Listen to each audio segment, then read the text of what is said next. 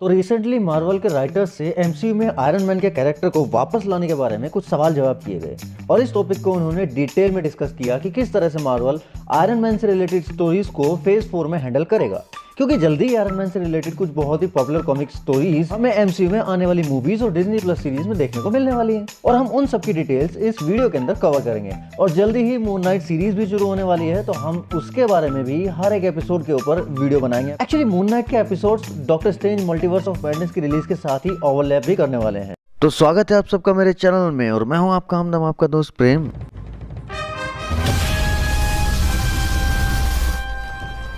तो रिसेंटली आप लोगों ने डॉक्टर स्ट्रेंज 2 मूवी में आयरन मैन की वापसी के बारे में काफी सारी न्यूज सुनी होंगी, काफी सारी रूमर सुनी होंगी। आप इमेजिन कीजिए कि आयरन मैन को आरडीजे नहीं, कोई दूसरा ही एक्टर प्ले कर रहा है। अभी ऐसे भी रिपोर्ट्स हैं कि मल्टीवर्स ऑफ मैडनेस मूवी के अंदर डिफरेंट यूनिवर्स के पॉपुलर कैरेक्टर्स के कैमियोज दिखाई देने वाले हैं। फॉर एग्जांपल फॉक्स के एक्समैन मूवीज कैरेक्टर के कैमियो सीन्स, यहाँ तक कि मल्टीवर्स ऑफ मैडनेस में एमसीयू के अपने डॉक्टर स्ट्रेंज के भी कई वेरिएंट्स नजर आने वाले हैं, जिसमें कि ऑलरेडी हम लोग 3 वेरिएंट्स तो देख ही चुके हैं। और ये जानकर तो आप शायद चौंक ही जाओगे कि ऐसी भी रिपोर्ट्स हैं कि हमें इस मूवी के अंदर स्कारलेट विच यानी कि अपनी वांडा के भी मल्टीपल वर्जन्स देखने को मिल सकते हैं। साथ ही काफी सारे पुराने एवेंजर्स के डिफरेंट वर्जन्स भी देखने को मिलेंगे। तो इस बात की काफी हद तक सेंस बनती भी है कि इस मूवी में आयरन मैन के भी मल्टीपल वेरिएंट्स हमें नजर आ सकते हैं। इट मींस मार्वल लोकी के वेरिएंट वाले कॉन्सेप्ट को एक्सट्रीम लेवल तक ले जाने के लिए doctor strange multiverse of madness movie का इस्तेमाल कर रहा है। Recently Spiderman no way home के राइटर्स ने एक बड़ा पॉडकास्ट इंटरव्यू किया, जिसमें इन लोगों ने स्पेशली आयरन मैन के कैरेक्टर को लेकर काफी सारी बातें की कि कैसे केविन फाइगी और बाकी के मार्वल ऑफिशियल्स किस तरह से आयरन मैन के कैरेक्टर को मार्वल के फेज 4 के दौरान हम सबके सामने पेश करने वाले हैं। अब क्योंकि मैं पहले भी आपको बता चुका हूं कि भाई लोगों एमसीयू इतनी जल्दी आयरन मैन से पीछा छुड़ाने वाला नहीं है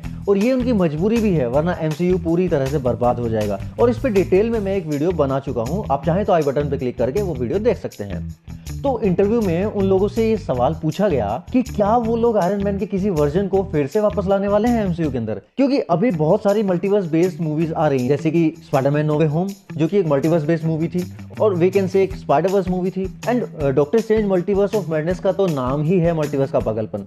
तो ये बहुत सारे रास्ते हैं एमसीयू में आयरन मैन को वापस लाने के लिए। अब वो लोग यहाँ पर कोई भी नया वेरिएंट किसी दूसरे यूनिवर्स से लेके आ सकते हैं, उसमें कोई प्रॉब्लम नहीं है। तो उन लोगों से जब ये पूछा गया तो उन लोगों का जवाब कुछ ऐसा था। I mean, I think that honestly that's like a non-starter in the halls of Marvel, at least in our experience. They just don't really like constantly invoking. I mean, obviously Tony cast such a large shadow even after Endgame, which we dealt with in Far From Home, but I think everyone felt like we can't just keep on going to the Tony well.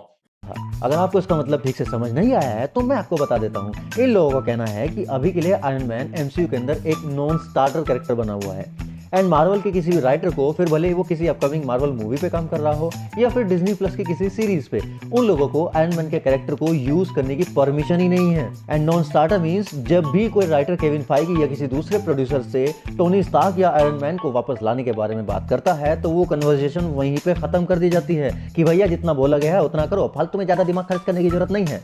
अब ये Kevin Feige की तरफ से एक काफी hard decision है। मैं जानता हूँ कि ये सुनकर आयरन मैन के बहुत सारे फैंस निराश हो गए होंगे, जिनमें एक मैं भी हूँ, बट इसके पीछे का एक रीजन केविन फाइगी ने जो एक्सप्लेन किया है वो बहुत ही सटीक लग रहा है सुनने में कि भाई हम इसके लिए कुछ बहुत बड़ा क्रिएटिव सॉल्यूशन सोचने वाले हैं, कुछ खतरनाक वाला ड्रामेटिक, कुछ ज्यादा ओवर द हाइप सोचना पड़ेगा। ये वही लोग हैं जिन्होंने स्पाइडरमैन नो वे होम लिखा है और इनके साथ मैं एग्री भी करता हूँ। For example Spiderman no way home movie में आयरन मैन की कोई जरूरत ही नहीं थी, हालांकि ये पूरी मूवी ही स्टार के रेफरेंसेस से भरी पड़ी थी। फिर चाहे वो स्टार्क इंडस्ट्रीज के बनाए हुए मिस्टीरियो के ड्रोन्स के बारे में बातें करना हो या फिर अपने हैप्पी का आयरन मैन की फैब्रिकेशन टेक्नोलॉजी को चुरा के अपने अपार्टमेंट में छुपाना हो ताकि बाद में उसको यूज किया जा सके। सो राइटर्स का कहना है कि टोनी स्टार्क के रेफरेंसेस तक ठीक है, ऑब्वियसली मूवी में दिखाने ही पड़ेंगे, अगर स्टोरी वैसी है तो टोनी स्टार्क या आयरन मैन का नाम यूज करना ही पड़ेगा ना, बट उसको एक्चुअली किसी कैमियो के चलते वापस लाना ये एक बहुत बड़ा, एक बहुत टफ डिसीजन है मार्वल ऑफिशियल्स के लिए भी और केविन फाइगी के लिए भी। तो जब से ये डॉक्टर स्ट्रेंज 2 मूवी की अनाउंसमेंट हुई है तभी से खतरनाक वाली रूमर चल रही है कि भाई अल्टरनेट यूनिवर्स से हमें आयरन मैन का एक नया वेरिएंट देखने को मिलेगा जो कि टॉम क्रूज प्ले कर रहे हैं। इवन उसकी फैन आर्ट तक भी मार्केट में 1 साल से ज्यादा से चल रही है। But the question is, Tom cruise Marvel की मूवी क्यों करेंगे, क्योंकि उनके और मार्वल के बीच तो 36 का आंकड़ा चल रहा है। क्योंकि फेज 1 के स्टार्टिंग में जब आरडीजे आयरन मैन बने थे उसके पहले एमसीयू की original first choice as an Iron Man Tom Cruise ही थे। अब जब एमसीयू भी नहीं बना था, वो तब से चाहते थे कि टॉम क्रूज आयरन मैन का रोल प्ले करे, ये तो आप सब जानते ही हो। बट आगे की ताजा खबर ये है कि वो इसके लिए एग्री भी हो गए थे और उन्होंने मार्वल के साथ काम शुरू भी कर दिया था। बट यहीं पे झोलझाल हो गया, स्क्रिप्ट में कुछ क्रिएटिव डिफरेंसेस के चलते वो इस प्रोजेक्ट से अलग हो गए। उसके बाद मार्वल ने काफी सारे एक्टर्स को इस रोल के लिए अप्रोच किया, जिसमें सैम रॉकवेल भी एक थे जिन्होंने बाद में जस्टिन हैमर का रोल प्ले किया एमसीयू के अंदर। आखिरकार वो लोग आरडीजे तक पहुंचे, जो कि उस वक्त उनके लिए एक बहुत बड़ा रिस्क था। ये बात लगभग कोई 2006-2007 के आसपास की है, जब लोग इस प्रोजेक्ट की डेवलपमेंट पर काम कर रहे थे। अपने जॉन फेवरू यानी कि अपने हैप्पी भैया के मुंह से ये स्टोरी आपने कई बार सुनी होगी। उस टाइम आरडीजे का करियर कुछ खास नहीं चल रहा था और उनकी लाइफ में काफी सारी पर्सनल प्रॉब्लम्स भी चल रही थी, जैसे कि कुछ ड्रग्स केसेस एंड ऑल। तो वो इस सब से अपनी इमेज को साफ भी करना चाहते थे। तो ऐसे वक्त पे जॉन फेवरू ने उनकी हेल्प की और अपने रिस्क पर उनकी कास्टिंग में हेल्प की एज एन आयरन मैन। और उसके बाद तो जैसे एक नया इतिहास ही लिख दिया गया, जैसे कि इससे बेटर कुछ हो ही नहीं सकता। मेरे साथ काफी सारे फैंस को आज दिल से खुशी होगी कि अच्छा हुआ कि हमें टॉम क्रूज की जगह RDJ as an Iron Man मिले। अगर ऐसा नहीं होता, टॉम क्रूज आयरन मैन बन गए होते, तो हमें शायद एक अलग ही एमसीयू देखने को मिलता। लेकिन अब आते हैं कि डॉक्टर स्ट्रेंज 2 में ये सारी एवेंजर्स के वेरिएंट्स वाली बकचोदी कहां से शुरू हुई। तो ऑलमोस्ट 2 साल पहले केविन फाइगी बाबा ने कॉमिक कॉन के दौरान अपने एक इंटरव्यू में ये कहा था कि भाई हमें इस मूवी में बहुत सारे दूसरे यूनिवर्सेस के काफी सारे एवेंजर्स के डिफरेंट वर्जन्स देखने को मिलेंगे। बस तभी से लोगों के दिमाग का झोपड़ा हो गया और लोग मल्टीवर्स की बकचोदी में बह गए और ये सारी टॉम क्रूज के आयरन मैन बनने की रूमर्स आनी शुरू हो गई। और अभी ताजा एक और रूमर निकली कि इस मूवी के अंदर जॉन क्रासिंस्की अल्टरनेट वर्जन के मिस्टर फैंटास्टिक यानी कि रीड रिचर्ड्स के रूप में हमें देखने को मिलने वाले हैं as a part of Illuminati team. और भी कई सारे बड़े इल्यूमिनाटी मेंबर्स के अल्टरनेट वर्जन के कैमियो सीन्स इस मूवी के अंदर होने की रूमर्स हैं। लेकिन ये एक तरह से मल्टीवर्सल वर्जन की टीम होगी, ना कि एमसीयू की मेन टाइमलाइन के वर्जन की इल्यूमिनाटी टीम। वैसे तो अब टेक्निकली ये एमसीयू नहीं बल्कि मार्वल सिनेमैटिक मल्टीवर्स हो गया है। मतलब ये एमसीयू है बट एमसीयू नहीं है। क्या बकचोदी है, एमसीयू है बट एमसीयू नहीं है।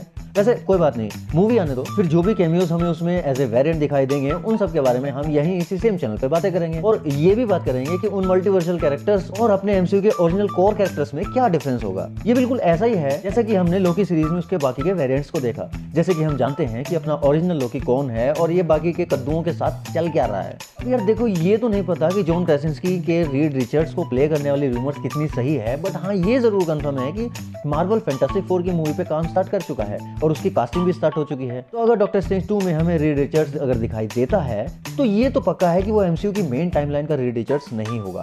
और जहां तक बात है टॉम क्रूज के आयरन मैन की, तो नो वे होम के राइटर्स की अगर माने कि मार्वल वाले अभी आयरन मैन को वापस लाने के मूड में नहीं है, वो भी इतनी जल्दी, तो मुझे नहीं लगता कि डॉक्टर स्ट्रेंज 2 में टॉम क्रूज का आयरन मैन दिखाई देगा। अब कमेंट्स में मुझे गालियां मत देने लग जाना भाई लोग, मैं बस वही बोल रहा हूं जो एमसीयू के नो वे होम के राइटर्स बोल रहे हैं। क्योंकि मार्केट में जितनी भी लीक्स वगैरह आपने देखी होगी वो सब फैन एडिट्स एंड फोटोशॉप ही हैं, ना कि कोई ऑफिशियल लीक्स। और हाँ, ये कोई एंड्रू गारफील्ड टाइप की फोटोशॉप वाली सिचुएशन भी नहीं है कि जहां आपको ये कंफ्यूजन होगी ये असली है या नकली। यहाँ पे एंड्रू गारफील्ड ने खुद हमारा ये बोल के काट दिया था कि ये फोटोशॉप है, बट मूवी देखने के बाद हम क्लियरली समझ गए थे कि भाई हमारा कट चुका है और वो डेफिनेटली रियल फोटो थी, ना कि कोई फोटोशॉप।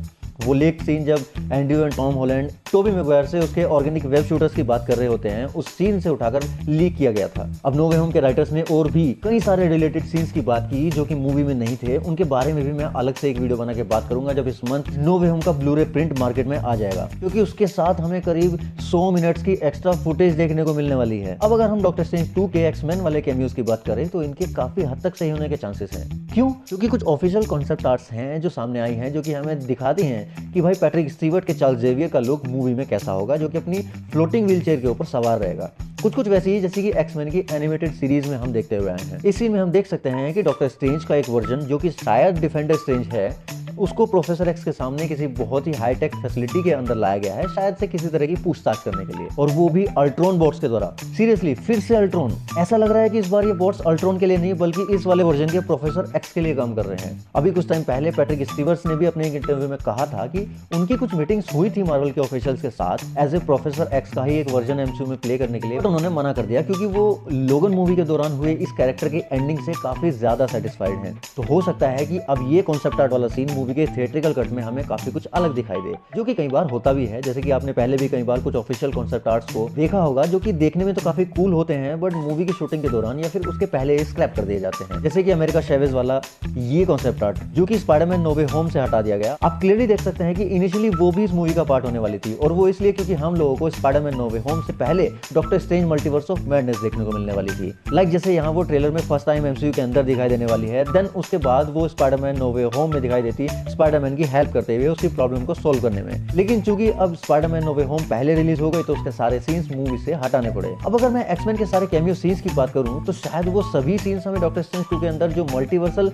इल्यूमिनाटी टीम दिखाई देने वाली है उसी के हिस्से में आएंगे। एक और जो कॉन्सेप्ट आर्ट लीक हुई है उसमें हमें प्रोफेसर एक्स स्कारलेट विच के ही एक दूसरे वर्जन के साथ फाइट करते हुए दिखाई दे रहे हैं, बट उसने यहाँ पे अपनी वोंडा वाली नई वाली कॉस्ट्यूम नहीं पहनी और उसका लुक भी थोड़ा डिफरेंट है, बालों का कलर भी थोड़ा डिफरेंट है।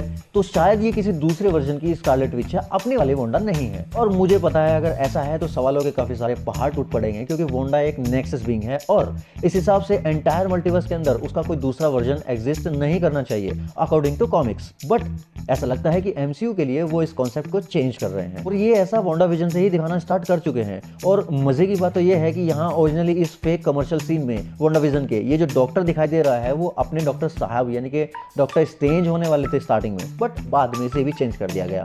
अब भला डॉक्टर स्ट्रेंज को मेडिकल स्टोर पर खड़े होकर दवाई की पुड़िया पकड़ाते हुए भला क्यों देखना पसंद करेगा। और जैसा कि नो वे होम के राइटर्स ने कहा कि वो आयरन मैन को वापस नहीं लाने वाले किसी भी वर्जन में, फिलहाल तो नहीं। तो एक छोटी सी प्रॉब्लम खड़ी हो जाएगी आगे नियर फ्यूचर में जब आर्मर वॉर्स और आयरन हार्ट सीरीज दिखाई जाएंगी जो कि कॉमिक्स के अंदर आयरन मैन की ही माइथोलॉजी से बिलोंग करती हैं, तो उनमें भी हमें स्पाइडरमैन नो वे होम वाला ही फॉर्मूला दिखाई देगा। यानी कि टोनी स्टार्क के काफी सारे रेफरेंसेस होंगे, आयरन मैन का नाम भी होगा और स्टार्क इंडस्ट्रीज के रूप में उसका काम भी होगा, बट टोनी स्टार्क खुद एज एन आयरन मैन या फिर उसका कोई दूसरा वर्जन हमें दिखाई देने वाला नहीं है उस सीरीज में। ना मुन्ना ऐसी उम्मीद बिल्कुल मत करना। अब आप लोग ये सोच रहे होंगे कि अब आयरन मैन वापस आएगा एमसीयू के अंदर, तो कैसे भाई? अगर doctor strange multiverse of madness में ना आया तब उसके बाद भी क्या कोई ऐसी इवेंट होगी जहां पे हम उसको वापस देख सकते हैं? भाई अगर आरडीजे खुद ही वापस आना चाहे तो इस कैरेक्टर के लिए नियर फ्यूचर में उसके एज एन आयरन मैन के एक वेरिएंट के सामने आने के लिए काफी अच्छा मौका होगा एवेंजर्स सीक्रेट वॉर्स मूवी का। तो आप मुझे कमेंट्स में बताओ कि आयरन मैन का वेरिएंट्स हमें किस मूवी में देखने को मिलेगा, या फिर आरडीजे खुद ही किसी दूसरे यूनिवर्स से किसी दूसरे सुपर हीरो के ही किसी वेरिएंट के तौर पे भी दिखाई दे सकते हैं, लाइक